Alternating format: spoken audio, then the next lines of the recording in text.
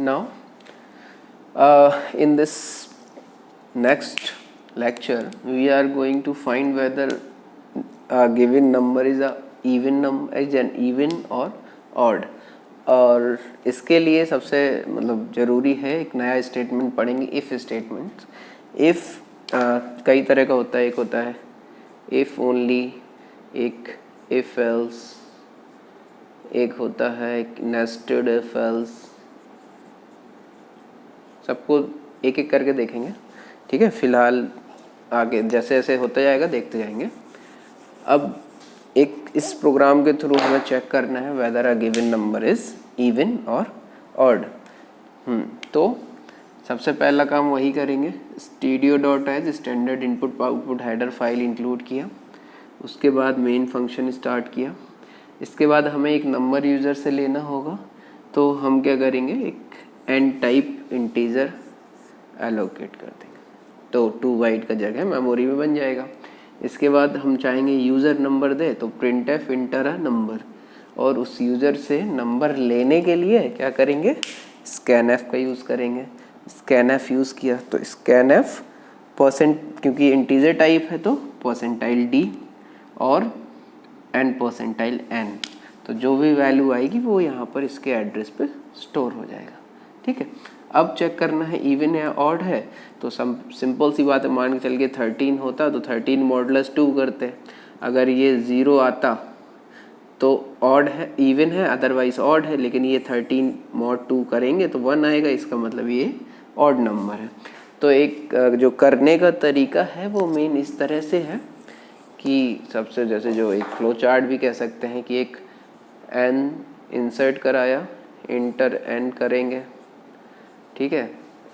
n को क्या करेंगे, जब n आ गया तो n मॉडुलस 2 फाइंड करेंगे, ठीक है। अब ये फाइंड करने के बाद क्या करते हैं, चेक करेंगे कि जो ये वैल्यू आई है, तो इफ़ जो ये रिमाइंडर होता है मान के चलो, तो अगर जो रिमाइंडर आया है ये अगर 0 है तो इवन हो जाए, ठीक है। अगर नहीं तो, अगर 0 नहीं है तो क्या आएगा, 1 ही आएगा, एल्स ऑड प्रिंट हो जाए, ठीक है। तो यही एक तरीका है जो नॉर्मली हम यूज़ करते हैं। उसको प्रोग्रामिंग में कैसे लिखते हैं, वो इस तरह से लिखते हैं, n लिया, इंसर्ट कराया, scanf लगाया, n में स्टोर कराया, फिर चेक करेंगे इफ़, कंडीशन चेक करने के लिए इफ़ स्टेटमेंट होता है, तो इसे लिखने का तरीका होता है इफ़, उसके अंदर जो भी कंडीशन हो, तो होगा इफ़ जो भी कंडीशन हो। अब जब ये कंडीशन ट्रू होगी तो इसके अंदर जितने स्टेटमेंट्स होंगे वो एग्जीक्यूट होंगे। अगर ये ब्रैकेट्स नहीं लगाते हैं, इसको कहते हैं बॉडी। देखो मतलब दो जैसे इंट मेन है, तो यहाँ से स्टार्टिंग से लेके जो एंड वाला ब्रैकेट होता है, इसके बीच में जो सब लिखा होता है इसको कहते हैं उसका body, body of main function. ऐसे ही इफ़ के बाद जो लिखा होगा तो होगा बॉडी ऑफ इफ़ स्टेटमेंट, ठीक है। तो या अगर ये नहीं दे रखा है, मान के चलते हैं कि अगर ये नहीं दे रखा है, ब्रैकेट्स नहीं लगे हैं, तो इफ़ के बाद सिर्फ जो अगली लाइन होगी, next line, very next line होगी, सिर्फ वही उसके अंदर माना जाएगा। तो अगर सिंगल लाइन है तो ये ब्रैकेट लगाने की ज़रूरत नहीं है, अगर एक से ज़्यादा लाइन्स हैं तो हमें फिर ये ब्रैकेट लगाना पड़ेगा। तो अभी फ़िलहाल देखते हैं if n modulus 2 is equals to 0, इसको डबल इक्वल जब कंपैरिजन करते हैं तो डबल इक्वल लगाते हैं, और सिंगल इक्वल होता है इसको कहते हैं असाइनमेंट ऑपरेटर।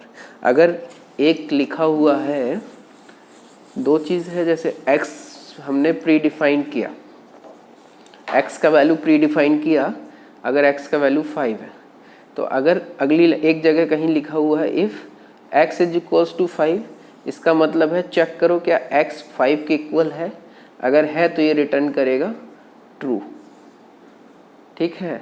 अगर ये 7 होता तो क्या रिटर्न करता, फॉल्स, ठीक है। अगर इस तरह का स्टेटमेंट दे रखा, अगर ये इसी की जगह दे रखा होता x इज इक्वल्स टू 5, तो अगर 7 लेके चलते हैं तो इस कंडीशन में देखो, अगर ये यूज़ करते तो आंसर आता फॉल्स, लेकिन अगर ये यूज़ करेंगे असाइनमेंट ऑपरेटर तो ये क्या करेगा, जो x का वैल्यू पहले 7 रहा होगा मेमोरी में स्टोर, अब ये क्या करेगा, उसको रिप्लेस कर देगा इस 5 या कुछ और ले लेते हैं 8, ठीक है। तो अगर इस तरह का लिखा है तो वो क्या करेगा, उसको वैल्यू चेंज करके 8 कर देगा, ठीक है। तो यहाँ पर होता है कि कंडीशन चेक करा जाता है इससे, और इससे होता है असाइनमेंट ऑपरेटर, x का वैल्यू ही असाइन कर देगा, x को 8 असाइन कर देगा।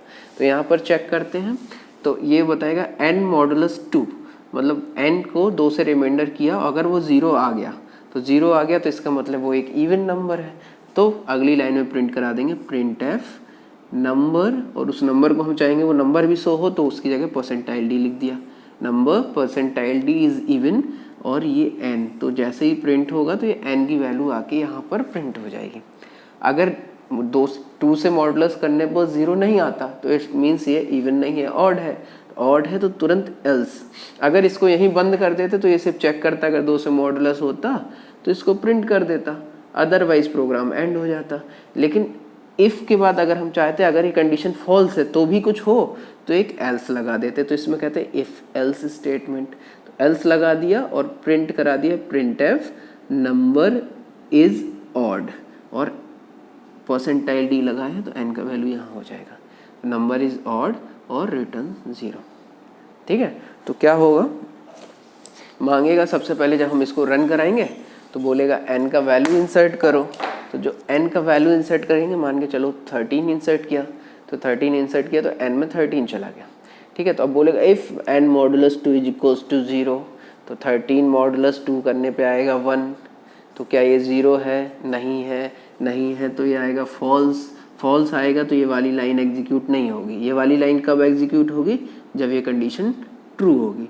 तो जब ये कंडीशन फॉल्स रहेगी तो इसमें नहीं जाएगा, कहाँ जाएगा, डायरेक्ट अगर कोई एल्स है तो वहाँ जाएगा, अदरवाइज जहाँ पर ये लाइन ख़त्म हो रही है उसके बाद वाले में। तो यहाँ पर एल्स है तो डायरेक्ट एल्स में जाएगा, एल्स में जाएगा और प्रिंट दे वाला प्रिंट लगा हुआ तो इसको प्रिंट कर देगा नंबर इज़ ऑड, ठीक है। अगर मान के चलो ये होता कोई ऑड वो, तो 12 मॉडुलस 2 करते तो ये 0 आता, 0 आता तो ये वाली कंडीशन ट्रू हो जाती, ट्रू हो जाती तो फिर ये वाली लाइन एग्जीक्यूट होती, एग्जीक्यूट होती तो हो जाता printf नंबर इज इवन, और यहाँ पर 12 आ जाता, नंबर 12 इज इवन, ये प्रिंट हो जाता।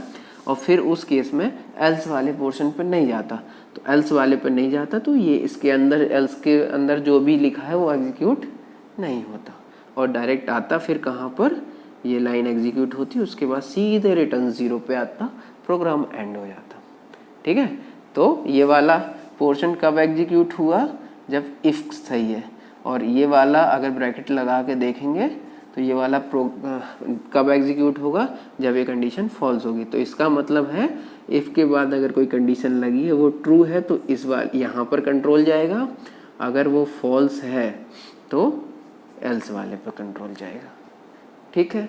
अगर ये वाला कंडीशन फॉल्स होगा तो इसमें नहीं जाएगा, डायरेक्ट यहाँ जाएगा, और यहाँ के बाद एंड होगा। अगर यहाँ कंडीशन ट्रू है तो यहाँ जाएगा, और इसके बाद जैसा ये पूरा एग्जीक्यूट हो जाएगा ये वाला क्लोजिंग ब्रैकेट मिलेगा, एल्स वाले पोर्शन में कहीं नहीं जाएगा, डायरेक्ट कहाँ जाएगा, उसके अगली वाली लाइन में। अगर यहाँ रिटर्न 0 लिखा है तो रिटर्न 0 मीन्स एंड कर देगा, अगर इसके अलावा कुछ और लिखा होता तो क्या होता, फिर वो वाली चीज़ एग्जीक्यूट होती, ठीक है। तो आज के लिए ये वाला